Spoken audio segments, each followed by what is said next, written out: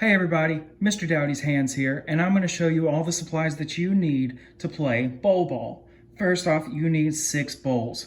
I'm using 6 that are all the same size, but that's not necessary. If you want to use some smaller ones to make it harder, that's totally okay. If you want to use bigger ones because it's a little bit too challenging for you, that's okay too.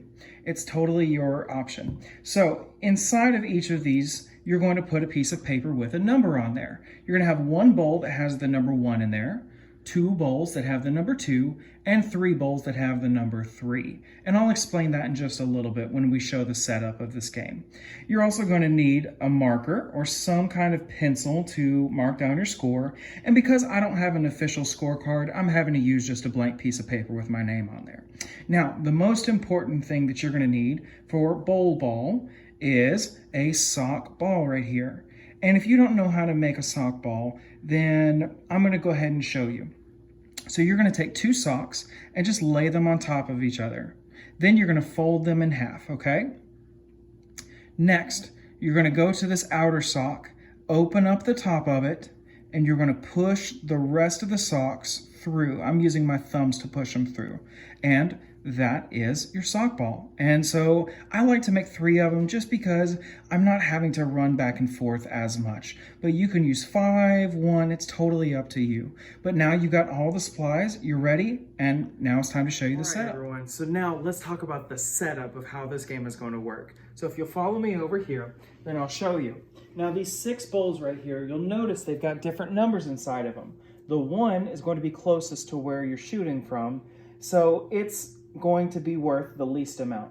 2 is in the middle, and then 3, since it's the farthest away, it gets the most points. So that's going to be the hardest one, but ooh, it might be worth it. I don't know. All right, now let's look at how far should the starting line be. For my starting line, I'm using a spatula. You can use anything that's kind of straight and shows you, where to start from. It says 6 to 8 feet. Well, how big is that? That's about, if an adult were stretching out their arms, it's basically from fingertip to fingertip is about 6 feet.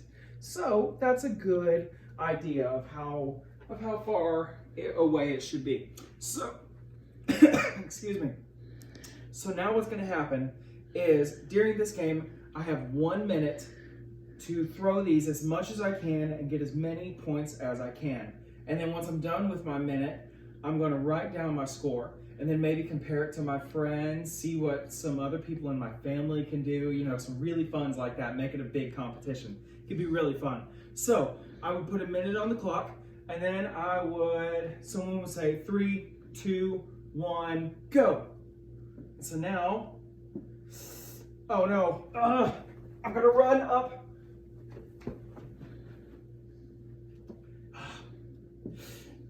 Boy, I need to practice this. Uh-oh. Oh, no. Come on.